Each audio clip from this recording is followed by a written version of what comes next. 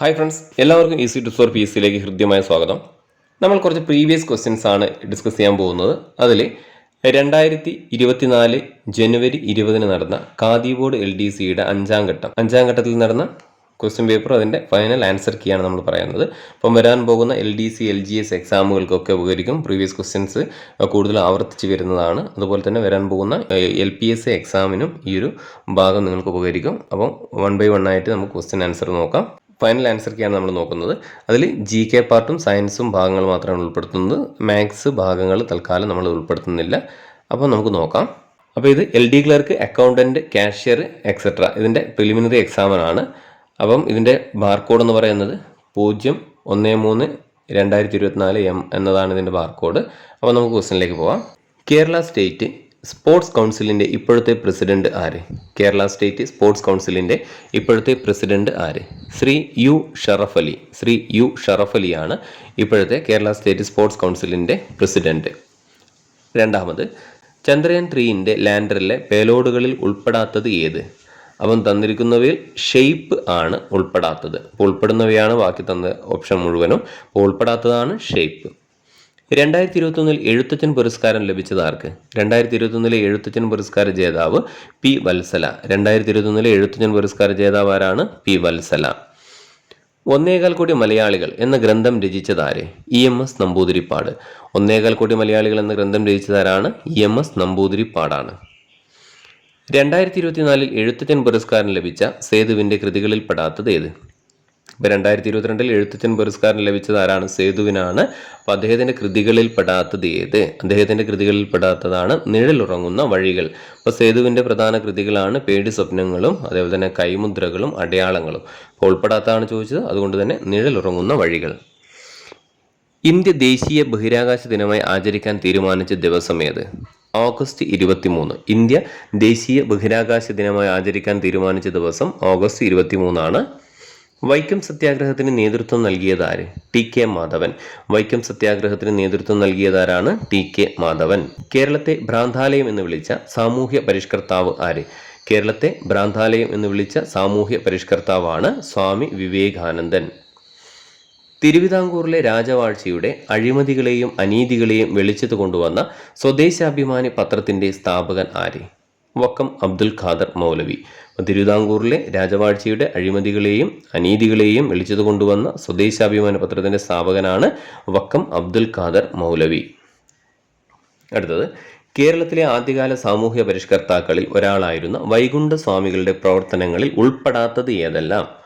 അപ്പോൾ അതിൽ ഓപ്ഷൻ തന്നിട്ടുള്ളത് ബ്രിട്ടീഷ് ഭരണത്തെ വെണ്ണീച്ച ഭരണമെന്ന് വിളിച്ചു, സമപന്തി ഭോജനം സംഘടിപ്പിച്ചു, സമത്വ സമാജം എന്ന സംഘടന സ്ഥാപിച്ചു. അപ്പോൾ ഇതിൽ നമുക്കറിയാം വൈകുണ്ഠസ്വാമിയുമായി ബന്ധപ്പെട്ട പോയിന്റുകൾ ഏതൊക്കെയാണ്? അതിൽ വൈകുണ്ഠസ്വാമിയുമായി ബന്ധപ്പെട്ട പോയിന്റുകളാണ് ബ്രിട്ടീഷ് ഭരണത്തെ വെണ്ണീച്ച ഭരണമെന്ന് വിശേഷിപ്പിച്ചിട്ടുണ്ട്, സമപന്തി ഭോജനത്തിന് നേതൃത്വം നൽകിയിട്ടുണ്ട്, അതേപോലെ തന്നെ സമത്വ സമാജം സ്ഥാപിച്ചു. അപ്പോൾ അതിൽ പെടാത്തത് ഏതാണ്? അതിൽ പെടാത്തത് 3 മാത്രമാണ്. അതാണ് മനുഷ്യത്വമാണ് മനുഷ്യൻ്റെ ജാതി എന്നത് വൈകുണ്ഠസ്വാമിയുടെ പ്രസ്താവനയല്ല. അടുത്തത്, ഉപദ്വീപീയ നദികളിൽ വെച്ച് ഏറ്റവും നീളം കൂടിയ നദി ഏത്? അപ്പോൾ നമുക്കറിയാം ഏറ്റവും വലിയ ഉപദ്വീപീയ നദി ആരാണ്? ഗോദാവരിയാണ്. അപ്പോൾ ഇപ്പം അടുത്ത് നടന്ന UPSA എക്സാമിന് ചോദിച്ച ചോദ്യം ഇന്ത്യയിലെ ഏറ്റവും വലിയ 3ാമത്തെ നദി എന്നാണ്. അപ്പോൾ നമുക്കറിയാം ഒന്നാമത് ആരാണ്? ഗംഗയാണ്. രണ്ടാമത് ആരാണ്? ഗോദാവരിയാണ്. മൂന്നാമത് കൃഷ്ണയാണ്. അപ്പോൾ ഇന്ത്യയിലെ 2ാമത്തെ വലിയ നദിയാണ് ഗോദാവരി. എന്നാൽ ഉപദ്വീപീയ നദികളിൽ ഏറ്റവും വലിയ നദി എന്ന് ചോദിച്ചു കഴിഞ്ഞാൽ അത് ആര് തന്നെയാണ്? ഗോദാവരിയാണ്. പടിഞ്ഞാറൻ തീരസമുദ്രവുമായി ബന്ധമില്ലാത്ത പ്രസ്താവനകൾ ഏവ? പടിഞ്ഞാറൻ തീരസമുദ്രവുമായി ബന്ധമില്ലാത്ത പ്രസ്താവനകൾ ഏവ? അപ്പം കായലുകളും അഴിമുഖങ്ങളും കാണപ്പെടുന്നു, ഡെൽറ്റ രൂപീകരണം നടക്കുന്നു, താരതമ്യേന വീതി കൂടുതൽ, അറബിക്കടലിനും പശ്ചിമഘട്ടത്തിനും ഇടയിൽ. ഇതേ ചോദ്യം തന്നെയാണ് ഇപ്പം കഴിഞ്ഞ UPSA എക്സാമിന് ഈ ഒരു ഭാഗത്ത് നിന്നാണ് ചോദിച്ചത്, തീരസമുദ്രവുമായി ബന്ധപ്പെട്ട്. അപ്പം കായലുകളും അഴിമുഖങ്ങളും കാണപ്പെടുന്നത് എവിടെയാണ്?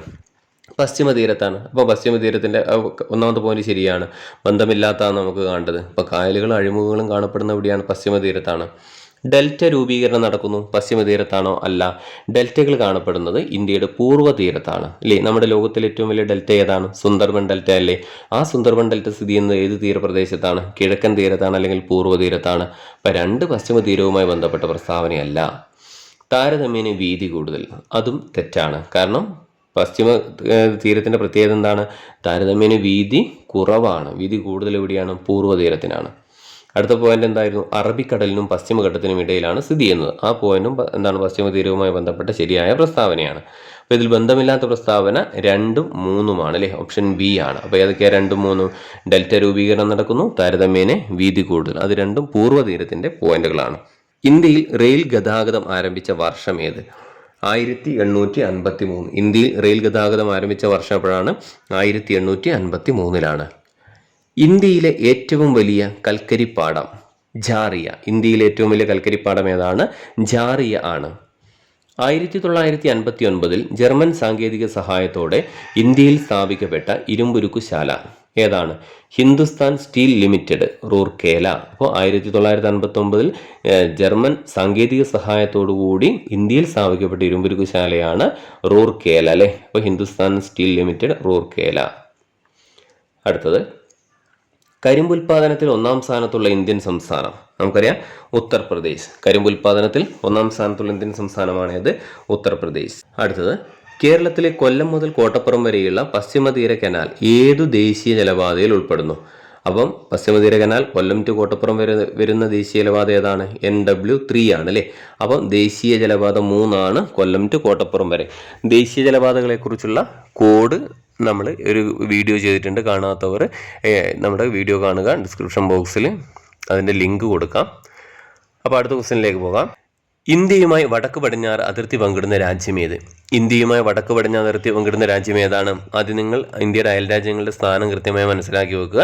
അപ്പോൾ വടക്ക് പടിഞ്ഞാറ് തന്നിട്ടുള്ളതിൽ ഏത് രാജ്യമാണ് വരുന്നത്? നേപ്പാൾ ഇന്ത്യയുടെ വടക്ക് പടിഞ്ഞാറല്ല, ഇന്ത്യയുടെ വടക്ക് ഭാഗത്താണ് അല്ലേ? ഭൂട്ടാൻ വരുന്നതും ഇന്ത്യയുടെ വടക്ക് ഭാഗത്താണ്. ചൈന വരുന്നതും ഇന്ത്യയുടെ വടക്ക് ഭാഗത്താണ്. എന്നാൽ അഫ്ഗാനിസ്ഥാൻ്റെ സ്ഥാനം വരുന്നത് എവിടെയാണ്? ഇന്ത്യയുടെ വടക്കു പടിഞ്ഞാറ് അതിർത്തിയിലാണ്. അപ്പം ഇന്ത്യയുമായി വടക്ക് പടിഞ്ഞാറ് അതിർത്തി പങ്കിടുന്ന രാജ്യമാണ് അഫ്ഗാനിസ്ഥാൻ. അടുത്തത്, യങ് ഇന്ത്യ പത്രത്തിൻ്റെ സ്ഥാപകനാര്? നമുക്കറിയാം, യങ് ഇന്ത്യ പത്രത്തിൻ്റെ സ്ഥാപകനാരാണ്? മഹാത്മാഗാന്ധിയാണ്. പാരമ്പര്യേതര ഊർജ്ജ സ്രോതസ്സിൻ്റെ സവിശേഷത അല്ലാത്തത് ഏത്? പാരമ്പര്യേതര ഊർജ്ജ സ്രോതസ്സിൻ്റെ സവിശേഷത അല്ലാത്തത് ഏതായിരുന്നു? അതിൽ ശുഷ്കമായി കൊണ്ടിരിക്കുന്നു എന്നതാണ്. അപ്പം പാരമ്പര്യേതര ഊർജ്ജ സ്രോതസ്സിൻ്റെ സവിശേഷത അല്ലാത്തത് ഏതാണ്? ശുഷ്കമായി കൊണ്ടിരിക്കുന്നു. അടുത്ത ക്വസ്റ്റ്യൻ, ഇന്ത്യൻ ഭരണഘടനയിൽ 6 മുതൽ 14 വയസ്സ് വരെയുള്ള കുട്ടികൾക്ക് സൗജന്യവും നിർബന്ധിതവുമായ വിദ്യാഭ്യാസം മൗലിക അവകാശമാണ്. ഭരണഘടനയുടെ ഏത് അനുച്ഛേദമാണ് ഈ വിദ്യാഭ്യാസ അവകാശം ഉൾപ്പെടുത്തിയിട്ടുള്ളത്? ഏതനുച്ഛേദമാണ്? 21A ആണ് അല്ലേ? ആർട്ടിക്കിൾ അനുച്ഛേദം 21A വിദ്യാഭ്യാസം മൗലിക അവകാശമായി പ്രഖ്യാപിച്ചത്. ഇന്ത്യൻ ഭരണഘടനയിൽ മൗലിക കർത്തവ്യങ്ങളെക്കുറിച്ച് പ്രതിപാദിക്കുന്നത് ഏതു ഭാഗത്താണ്? മൗലിക കർത്തവ്യങ്ങളെക്കുറിച്ച്, ഫണ്ടമെന്റൽ ഡ്യൂട്ടീസിനെ കുറിച്ച് പ്രതിപാദിക്കുന്നത് പാർട്ട് 4A അല്ലേ? ഭാഗം 4A. ദേശീയ ഗാനമായ ജനഗണമന രചിച്ചത് ആര്? നമുക്കറിയാം, രവീന്ദ്രനാഥ ടാഗോർ. ദേശീയ ഗാനമായ ജനഗണമന രചിച്ചത് ആരാണ്? രവീന്ദ്രനാഥ ടാഗോർ. ദേശീയ ഗീതമായ വന്ദേമാതരം ആദ്യമായി പാടിയത് ഇന്ത്യൻ നാഷണൽ കോൺഗ്രസിൻ്റെ ഏതു സമ്മേളനത്തിലായിരുന്നു? അപ്പം കൽക്കട്ട കോൺഗ്രസ് സമ്മേളനത്തിൽ വെച്ചിട്ടാണ് ദേശീയ ഗാനം ആദ്യമായിട്ട് ആലപിച്ചത്. അടുത്തത്, ദേശീയ പതാകയുടെ നീളവും വീതിയും തമ്മിലുള്ള അനുപാതം എത്ര? 3:2. ദേശീയ പതാകയുടെ നീളവും വീതിയും തമ്മിലുള്ള അനുപാതം എത്രയാണ്? 3:2 ആണ്. അടുത്തത്, ദേശീയ മനുഷ്യാവകാശ കമ്മീഷൻ നിലവിൽ വന്നത് ഏതു വർഷത്താണ്? അപ്പോൾ 1993 ഒക്ടോബർ 12 ദേശീയ മനുഷ്യാവകാശ കമ്മീഷൻ നിലവിൽ വന്നത്. ഇന്ത്യയിൽ വിവരാവകാശ നിയമം നിലവിൽ വന്നത് ഏതു വർഷത്താണ്? ഏത് വർഷത്തിലാണ് ഇന്ത്യയിൽ വിവരാവകാശ നിയമം നിലവിൽ വന്നത്? അപ്പം വർഷം ഒരുപക്ഷെ എല്ലാവർക്കും അറിയായിരിക്കാം, എന്നാൽ ഡേറ്റും കൂടി കൃത്യമായിട്ട് പഠിച്ചു വെക്കുക. കാരണം ആ വർഷത്തിൽ തുടങ്ങുന്ന 2 ഓപ്ഷൻ ഇതിലുണ്ട്. 2005 ഒക്ടോബർ 12. അപ്പം ഇന്ത്യയിൽ വിവരാവകാശ നിയമം നിലവിൽ വന്നത് ഏത് വർഷമാണ്? 2005 ഒക്ടോബർ 12. ഇന്ത്യൻ ഭരണഘടനയിൽ ജീവിക്കുന്നതിനും വ്യക്തി സ്വാതന്ത്ര്യത്തിനുമുള്ള അവകാശത്തെ പറ്റി പ്രതിപാദിക്കുന്ന അനുച്ഛേദം ഏത്? അനുച്ഛേദം 21. ഇന്ത്യൻ ഭരണഘടനയിൽ ജീവിക്കുന്നതിനും വ്യക്തി സ്വാതന്ത്ര്യത്തിനുമുള്ള അവകാശത്തെ പറ്റി പ്രതിപാദിക്കുന്ന അനുച്ഛേദമാണ് അനുച്ഛേദം 21. ദേശീയ മുദ്രയുടെ ചുവട്ടിൽ ആലേഖനം ചെയ്തിരിക്കുന്ന സത്യമേവ ജയതേ എന്ന വാക്യം ഏതു ലിപിയാണ് എഴുതിയിരിക്കുന്നത്? ദേവനാഗിരി. ഇതൊക്കെ പ്രീവിയസ് ആണ്, വളരെ എളുപ്പമുള്ള ക്വസ്റ്റ്യൻസ് ആണ് ഒരുവിധമൊക്കെ വന്നത്. അപ്പം ദേശീയ മുദ്രയുടെ ചുവട്ടിൽ ആലേഖനം ചെയ്തിരിക്കുന്ന സത്യമേവ ജയതേ എന്ന വാക്യം ഏതു ലിപിയിലാണ് എഴുതിയിരിക്കുന്നത്? ഏതാണ്? ദേവനാഗിരി. താഴെ പറയുന്നവയിൽ ഇന്ത്യയുടെ ദേശീയ മൃഗം ഏതാണ്? അതും ഏതാണ് നമുക്കറിയുന്നതാണ്, കടുവയാണ് അല്ലേ? ഇന്ത്യൻ നാഷണൽ കോൺഗ്രസ് ഗാന്ധിജിയുടെ നേതൃത്വത്തിൽ നടത്തിയ അവസാനത്തെ ബഹുജന സമരമേത്? ക്വിറ്റ് ഇന്ത്യ സമരം. ഇന്ത്യൻ നാഷണൽ കോൺഗ്രസ് ഗാന്ധിജിയുടെ നേതൃത്വത്തിൽ നടത്തിയ അവസാനത്തെ ബഹുജന സമരമാണ് ക്വിറ്റ് ഇന്ത്യ സമരം. ഇന്ത്യൻ സ്വാതന്ത്ര്യ സമര ചരിത്രത്തിലെ ഗോത്ര കലാപങ്ങളിലെ കുറിച്യ കലാപത്തിന് നേതൃത്വം നൽകിയ വ്യക്തിയാരെ? രാമൻ നമ്പി. ഇന്ത്യൻ സ്വാതന്ത്ര്യ സമര ചരിത്രത്തിലെ ഗോത്ര കലാപങ്ങളിലെ കുറിച്യ കലാപത്തിന് നേതൃത്വം നൽകിയ വ്യക്തിയാണ് രാമൻ നമ്പി. ദേശീയ കാഴ്ചപ്പാടോടുകൂടി പത്രങ്ങൾക്ക് തുടക്കം കുറിച്ച വ്യക്തി. ദേശീയ കാഴ്ചപ്പാടോടുകൂടി പത്രങ്ങൾക്ക് തുടക്കം കുറിച്ച വ്യക്തിയാണ് രാജാറാം മോഹൻ റോയ്. രാജാറാം മോഹൻ റോയ് ആണ് ദേശീയ കാഴ്ചപ്പാടോടുകൂടി പത്രങ്ങൾക്ക് തുടക്കം കുറിച്ച വ്യക്തി. 2023 ഇന്ത്യ അധ്യക്ഷ സ്ഥാനം വഹിച്ച G20 2024 അധ്യക്ഷ സ്ഥാനം വഹിക്കാൻ പോകുന്ന രാജ്യമേത്? ഇപ്പോൾ 2023 ഇന്ത്യ അധ്യക്ഷ സ്ഥാനം വഹിച്ച G20 2024 അധ്യക്ഷ സ്ഥാനം വഹിക്കാൻ പോകുന്നത് രാജ്യമേത്? ഇപ്പോൾ 2024 G20 അധ്യക്ഷം വഹിക്കാൻ പോകുന്ന രാജ്യമേത് എന്നതാണ് ചോദ്യം. ഏതാണ്? ബ്രസീലാണ്. അടുത്തത്, അന്തർദേശീയ സാഹോദര്യത്തിന് ഊന്നൽ നൽകാൻ ലക്ഷ്യമിട്ട് രവീന്ദ്രനാഥ് ടാഗോർ സ്ഥാപിച്ച സർവകലാശാല? വിശ്വഭാരതി. അന്തർദേശീയ സാഹോദര്യത്തിന് ഊന്നൽ നൽകാൻ ലക്ഷ്യമിട്ട് രവീന്ദ്രനാഥ് ടാഗോർ സ്ഥാപിച്ച സർവകലാശാലയാണ് വിശ്വഭാരതി. ജാലിയൻ വാലാബാഗ് കൂട്ടക്കൊല നടന്ന വർഷം ഏത്? 1919. അപ്പം ജാലിയൻ വാലാബാഗ് കൂട്ടക്കൊല നടന്ന വർഷം 1919. ബ്രിട്ടീഷ് കാലഘട്ടത്തിൽ ഇന്ത്യൻ സമ്പദ് വ്യവസ്ഥയിലുണ്ടായ തകർച്ചയെ വെളിപ്പെടുത്തുന്ന ചോർച്ചാ സിദ്ധാന്തം ആരുടെ സംഭാവനയാണ്? നമുക്കറിയാം, ഡ്രെയിൻ തിയറി അഥവാ ചോർച്ചാ സിദ്ധാന്തം ആരുടെ സംഭാവനയാണ്? ദാദാബായ് നവറോജിയുടെ സംഭാവനയാണ്. സാരെ ജഹാംസെ അച്ച ഹിന്ദുസ്ഥാൻ ഹമാര എന്ന ഗാനത്തിൻ്റെ രചയിതാവ് ആര്?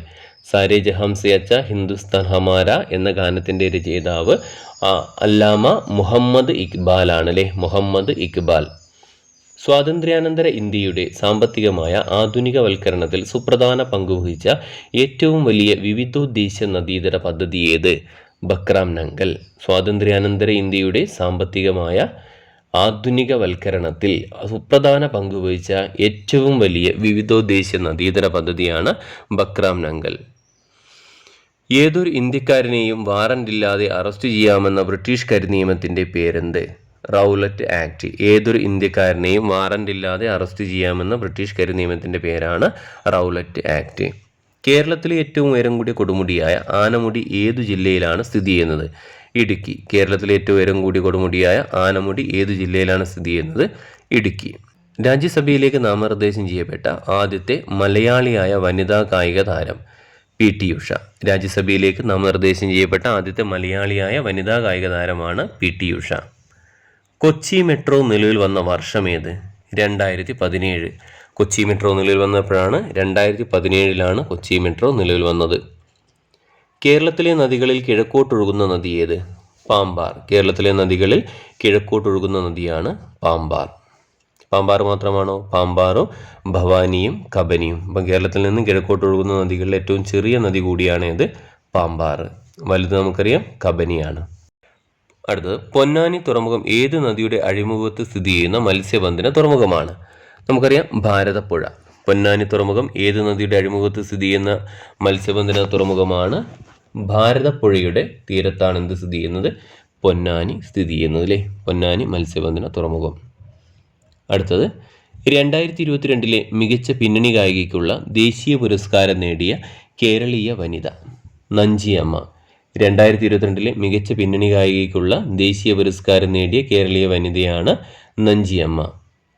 കേരളത്തിലെ ആധുനിക വ്യവസായങ്ങളുടെ വളർച്ചയെ ത്വരിതപ്പെടുത്തിയ പള്ളിവാസൽ ജലവൈദ്യുത പദ്ധതി സ്ഥിതി ചെയ്യുന്നത് ഏതു ജില്ലയിലാണ്? പള്ളിവാസൽ സ്ഥിതി ചെയ്യുന്നത് ഇടുക്കി ജില്ലയിലാണ്.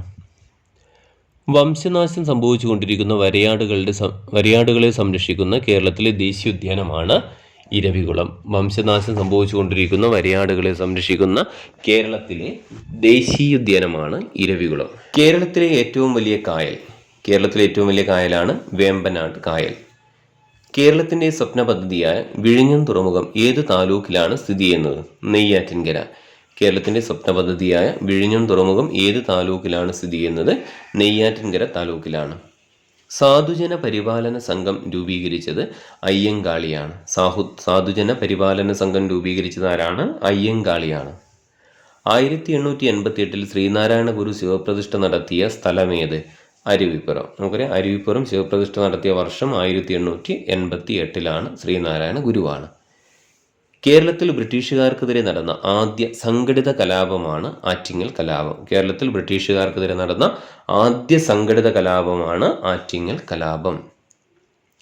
വൈക്കം സത്യാഗ്രഹം നടന്ന വർഷം ഏത്? 1924. അപ്പം വൈക്കം സത്യാഗ്രഹവുമായി ബന്ധപ്പെട്ട ഈ എക്സാമിന് തന്നെ ചോദിച്ച രണ്ടാമത്തെ ചോദ്യമാണിത്. വൈക്കം സത്യാഗ്രഹം നടന്ന വർഷം 1924. ധീവര സമുദായത്തിന്റെ അവകാശങ്ങൾ സംരക്ഷിക്കാൻ വേണ്ടി പണ്ഡിറ്റ് കറുപ്പൻ നേതൃത്വം നൽകി സ്ഥാപിച്ച പ്രസ്ഥാനമാണ് അരയ സമാജം. അപ്പം ധീവര സമുദായത്തിന്റെ അവകാശങ്ങൾ സംരക്ഷിക്കാൻ വേണ്ടി പണ്ഡിറ്റ് കറുപ്പൻ നേതൃത്വം നൽകി സ്ഥാപിച്ച പ്രസ്ഥാനമാണ് അരയ സമാജം. കേരളത്തിൽ ബ്രിട്ടീഷുകാർ നിർമ്മിച്ച ആദ്യത്തെ റെയിൽപാത ഏതാണ്? ബേപ്പൂർ മുതൽ തിരൂർ വരെയാണ്. കേരളത്തിൽ ബ്രിട്ടീഷുകാർ നിർമ്മിച്ച ആദ്യത്തെ റെയിൽപാത ബേപ്പൂർ മുതൽ തിരൂർ വരെ. പയ്യന്നൂർ ഉപ്പ് സത്യാഗ്രഹത്തിന് നേതൃത്വം നൽകിയ വ്യക്തി കെ കേളപ്പനാണ്. പയ്യന്നൂർ ഉപ്പ് സത്യാഗ്രഹത്തിന് നേതൃത്വം നൽകിയതാരാണ്? കെ കേളപ്പനാണ്. കേരളത്തിൽ ആദ്യമായി രൂപം കൊണ്ട സ്വകാര്യ ബാങ്ക് നെടുങ്ങാടി ബാങ്കാണ്. കേരളത്തിൽ ആദ്യമായി രൂപം കൊണ്ട സ്വകാര്യ ബാങ്ക് ഏതാണ്? നെടുങ്ങാടി ബാങ്ക്. 2024 നടക്കുന്ന ഒളിമ്പിക്സിന് വേദിയാകുന്ന നഗരം പാരീസ്. 2024 നടക്കുന്ന ഒളിമ്പിക്സിന് വേദിയാകുന്ന നഗരമാണ് പാരീസ്. പ്രശസ്ത നാടകമായ അടുക്കളയിൽ നിന്നും അരങ്ങത്തേക്ക് എന്ന കൃതിയുടെ കർത്താവ് വി.ടി. വട്ടതിരിപ്പാട്. പ്രശസ്ത നാടകമായ അടുക്കളയിൽ നിന്നും അരങ്ങത്തേക്ക് എന്ന കൃതിയുടെ കർത്താവാര്? വി.ടി. വട്ടതിരിപ്പാട്. മനുഷ്യ ശരീരത്തിലെ ഏറ്റവും കാഠിന്യമേറിയ വസ്തു പല്ലിലെ ഇനാമലാണ്. അതിൻ്റെ നാശത്തിന് കാരണമായ ബാക്ടീരിയയാണ് ലാക്റ്റിക് ആസിഡ് ബാക്ടീരിയ. അപ്പം പല്ലിൻ്റെ ഇനാമലിന് കേടുവരുത്തുന്ന അല്ലെങ്കിൽ നശിപ്പിക്കുന്നതിന് കാരണമാകുന്ന ബാക്ടീരിയയാണ് ലാക്റ്റിക് ആസിഡ് ബാക്ടീരിയ. അടുത്ത ചോദ്യം, താഴെ തന്നിരിക്കുന്ന ജീവകങ്ങളെ സംബന്ധിച്ച പ്രസ്താവനകളിൽ തെറ്റായ പ്രസ്താവന അല്ലെങ്കിൽ പ്രസ്താവനകൾ ഏതൊക്കെ? ഒന്നാമത്തെ പ്രസ്താവന, കണ്ണ്, ത്വക്ക്, മുടി എന്നിവയുടെ ആരോഗ്യത്തിന് സഹായിക്കുന്ന ജീവകമാണ് ജീവകം എ. നാഡികളുടെയും ചുവന്ന രക്താണുക്കളുടെയും ആരോഗ്യത്തിന് സഹായിക്കുന്ന ജീവകമാണ് ജീവകം ഇ. മുറിവുണ്ടാകുമ്പോൾ രക്തം കട്ടപിടിക്കാൻ സഹായിക്കുന്ന ജീവകമാണ് ജീവകം കെ. മോണ, ത്വക്ക്, പല്ല്, രക്തകോശങ്ങൾ എന്നിവയുടെ ആരോഗ്യത്തിന് സഹായിക്കുന്ന ജീവകമാണ് ജീവകം ബി. അപ്പോൾ ഇതിൽ തെറ്റായ പ്രസ്താവനയാണ് കണ്ടെത്താൻ പറഞ്ഞത്. അപ്പോൾ ഇതിൽ തെറ്റായ പ്രസ്താവന നാലാമത്തെ പ്രസ്താവനയാണ്. അതേതാണ്? മോണ, ത്വക്ക്, പല്ല്, രക്തകോശങ്ങൾ എന്നിവയുടെ ആരോഗ്യത്തിന് സഹായിക്കുന്ന ജീവകമാണ് ജീവകം ബി എന്ന പ്രസ്താവന തെറ്റാണ്. അപ്പം ബാക്കി മൂന്നും എന്താണ്? ശരിയായ പ്രസ്താവനയാണ്. ഒരു ബാക്ടീരിയൽ പകർച്ചവ്യാധിയായ കുഷ്ഠം ഒരാളിൽ നിന്നും മറ്റൊരാളിലേക്ക് പകരുന്നത് ഏത് രീതിയിലാണ്? അപ്പോൾ കുഷ്ഠം പകരുന്നത് എങ്ങനെയാണ്? സമ്പർക്കം മുഖേനയാണ് കുഷ്ഠരോഗം പകരുന്നത്. കേരളത്തിലെ അവിവാഹിതരായ മാതാക്കളെ സഹായിക്കുന്നതിനും സംരക്ഷിക്കുന്നതിനും വേണ്ടി കേരള സർക്കാർ കൊണ്ടുവന്ന പദ്ധതിയാണ് സ്നേഹസ്പർശം. കേരളത്തിൽ അവിവാഹിതരായ മാതാക്കളെ സഹായിക്കുന്നതിനും സംരക്ഷിക്കുന്നതിനും വേണ്ടി കേരള സർക്കാർ കൊണ്ടുവന്ന പദ്ധതിയാണ് സ്നേഹസ്പർശം. രോഗാണുക്കളെ വിഴുങ്ങി നശിപ്പിക്കുന്ന പ്രവർത്തനങ്ങളാണ് ഫാഗോസൈറ്റോസിസ്. ഈ പ്രവർത്തനം നടത്തുന്ന മനുഷ്യരക്തത്തിലെ ശ്വേതരക്താണുക്കൾ ഏതെല്ലാം? അപ്പം ഏതൊക്കെയാണ്? മോണോസൈറ്റും ന്യൂട്രോഫില്ലുമാണ്. പയർച്ചെടിയുടെ സങ്കര ഇനം ഏതാണ്? ഭാഗ്യലക്ഷ്മി. പയർച്ചെടിയുടെ സങ്കര ഇനം ഏതാണ്? ഭാഗ്യലക്ഷ്മിയാണ്. തന്നിരിക്കുന്നതിൽ പയർച്ചെടിയുടെ സങ്കര ഇനമാണ് ഭാഗ്യലക്ഷ്മി. വനവിഭവം അല്ലാത്തത് ഏത്? തന്നിട്ടുള്ളതിൽ വനവിഭവം അല്ലാത്തത് ഏതാണ്? മണ്ണെണ്ണയാണ്. ബാക്കിയൊക്കെ എന്താണ്? വനവിഭവങ്ങളാണ്. അമ്ലമഴയ്ക്ക് കാരണമായ വാതകം ഏതാണ്? സൾഫർ ഡൈ ഓക്സൈഡ് ആണ്. അപ്പം അമ്ലമഴയ്ക്ക് കാരണമായ വാതകം ഏതാണ്? Sulphur dioxide. ഏറ്റവും കൂടുതൽ ചണം ഉൽപ്പാദിപ്പിക്കുന്ന രാജ്യം ഏതാണ്? ഇന്ത്യയാണ്. ഏറ്റവും കൂടുതൽ ചണം ഉൽപ്പാദിപ്പിക്കുന്ന രാജ്യം ഏതാണ്? ഇന്ത്യയാണ്. അടുത്തത്, ശുദ്ധജലത്തിൻ്റെ pH മൂല്യം എത്ര? ശുദ്ധജലത്തിൻ്റെ pH എത്രയാണ്? 7 ശുദ്ധജലത്തിൻ്റെ pH. ആറ്റത്തിൻ്റെ സൗരയൂഥ മാതൃക ആരുടെ സംഭാവനയാണ്? റൂദർഫോർഡ്. ആറ്റത്തിൻ്റെ സൗരയൂഥ മാതൃക ആരുടെ സംഭാവനയാണ്? റൂദർഫോർഡിൻ്റെ സംഭാവനയാണ്. കലാമിൻ ഏത് ലോഹത്തിൻ്റെ അയിരാണ്? സിങ്കിൻ്റെ അയിരാണ് അല്ലേ? കലാമിൻ ഏത് ലോഹത്തിൻ്റെ അയിരാണ്? സിങ്കിൻ്റെ അയിരാണ് കലാമിൻ. ഉത്കൃഷ്ടവാതകങ്ങൾ ആധുനിക പീരിയോഡിക് ടേബിളിൽ ഏത് ഗ്രൂപ്പിൽ ഉൾപ്പെടുന്നു? 18ാം ഗ്രൂപ്പ് മൂലകങ്ങളെയാണ് നമ്മൾ എന്ത് വിളിക്കുന്നത്? ഉത്കൃഷ്ടവാതകങ്ങൾ എന്ന് വിളിക്കുന്നത്. താഴെ കൊടുത്തിട്ടുള്ളവയിൽ ഓക്സിജൻ്റെ ഉപയോഗങ്ങളിൽ പെടാത്തത് ഏത്? അതിൽ ഡി ആണ് ഓപ്ഷൻ വരുന്നത്. ഏതാണ്? ബ്ലീച്ചിങ് പൗഡർ നിർമ്മാണത്തിന്. താഴെ കൊടുത്തിട്ടുള്ളവയിൽ ഓക്സിജൻ്റെ ഉപയോഗങ്ങളിൽ പെടാത്തതാണ് ചോദിച്ചത്. ഏതാണ്? ബ്ലീച്ചിങ് പൗഡർ നിർമ്മാണത്തിന്. അടുത്തത് ഭക്ഷ്യവസ്തുക്കൾക്ക് ചുവപ്പ് നിറം നൽകാൻ ഉപയോഗിക്കുന്ന കൃത്രിമ രാസവസ്തു ഏതാണ്? കാർമോയിസിനാണ്. ഭക്ഷ്യവസ്തുക്കൾക്ക് ചുവപ്പ് നിറം നൽകാൻ ഉപയോഗിക്കുന്ന കൃത്രിമ രാസവസ്തുവാണ് കാർമോയിസിൻ. ഒരു വസ്തുവിൻ്റെ സ്വന്തം അക്ഷത്തെ അടിസ്ഥാനമാക്കിയുള്ള ചലനം ഏതാണ്? അതാണ് ഭ്രമണ ചലനം. അപ്പോൾ സ്വന്തം അക്ഷത്തെ അടിസ്ഥാനമാക്കിയുള്ള ചലനമാണ് ഭ്രമണ ചലനം. ബഹിരാകാശ യാത്ര നടത്തിയ ആദ്യത്തെ ഇന്ത്യക്കാരൻ ആര്? രാകേഷ് ശർമ്മ. ബഹിരാകാശ യാത്ര നടത്തിയ ആദ്യ ഇന്ത്യക്കാരനാണ് രാകേഷ് ശർമ്മ. പ്രകാശം ഒരു മാധ്യമത്തിൽ നിന്നും സാന്ദ്രതാ വ്യത്യാസമുള്ള മറ്റൊരു മാധ്യമത്തിലേക്ക് കടക്കുമ്പോൾ അതിൻ്റെ പാതയ്ക്കുണ്ടാകുന്ന വ്യതിയാനമാണ് അപവർത്തനം. പ്രകാശം ഒരു മാധ്യമത്തിൽ നിന്നും സാന്ദ്രതാ വ്യത്യാസമുള്ള മറ്റൊരു മാധ്യമത്തിലേക്ക് പ്രവേശിക്കുമ്പോൾ അതിൻ്റെ പാതയ്ക്കുണ്ടാകുന്ന വ്യതിയാനം അറിയപ്പെടുന്ന പേരാണ് അപവർത്തനം. ചുവടെ നൽകിയിരിക്കുന്നവയിൽ താപപ്രേഷണ രീതിയിൽ ഉൾപ്പെടാത്തത് ഏത്? നമുക്കറിയാം താപപ്രേഷണ രീതികൾ ഏതൊക്കെയാണ്? ചാലനം, സംവഹനം, വികിരണമാണ് അല്ലേ. അപ്പോൾ അതിൽ കൂട്ടത്തിൽപ്പെടാത്തത് ഏതാണ്? ബാഷ്പീകരണമാണ്. അപ്പം താപപ്രേഷണ രീതിയിൽ പെടാത്തത് ഏതാണ്? ബാഷ്പീകരണമാണ്. പാരമ്പര്യേതര ഊർജ്ജ സ്രോതസ്സിന് ഉദാഹരണം ഏത്? അപ്പം തന്നിരിക്കുന്നതിൽ പാരമ്പര്യേതര ഊർജ്ജ സ്രോതസ് കണ്ടെത്താനാണ് വന്നത്. ഓപ്ഷൻ 1 കാറ്റുണ്ട്, 2 തിരമാല, 3 പെട്രോളുണ്ട്, 4 കൽക്കരിയുണ്ട്. അപ്പോൾ ഇതിലേതാണ് പാരമ്പര്യേതര ഊർജ്ജ സ്രോതസ്സിന് ഉദാഹരണം? 1ഉം 2ഉമാണ് അല്ലേ. ഏതൊക്കെയാണ്? കാറ്റും തിരമാലയും. അപ്പം പാരമ്പര്യേതര ഊർജ്ജ സ്രോതസ്സുകളാണ് ഏതൊക്കെ? കാറ്റ്, തിരമാല. അപ്പോൾ ഇത്രയും ഭാഗങ്ങളാണ് നമ്മൾ ഇതിൽ ഉൾപ്പെടുത്തിയത്. ഈ ഒരു ഭാഗത്ത് ഉൾപ്പെടുത്തിയ GK സയൻസ് പാർട്ടുകളാണ് ഇതിൽ ഉൾപ്പെടുത്തിയിട്ടുള്ളത്. അപ്പോൾ നിങ്ങളുടെ വിലയേറിയ അഭിപ്രായങ്ങൾ കമൻറ്റായി രേഖപ്പെടുത്തുക. ഇഷ്ടപ്പെട്ടു കഴിഞ്ഞാൽ ചാനൽ സബ്സ്ക്രൈബ് ചെയ്യുക, ലൈക്ക് ചെയ്യുക, വീഡിയോ മറ്റുള്ളവർക്ക് കൂടി ഷെയർ ചെയ്ത് കൊടുക്കുക.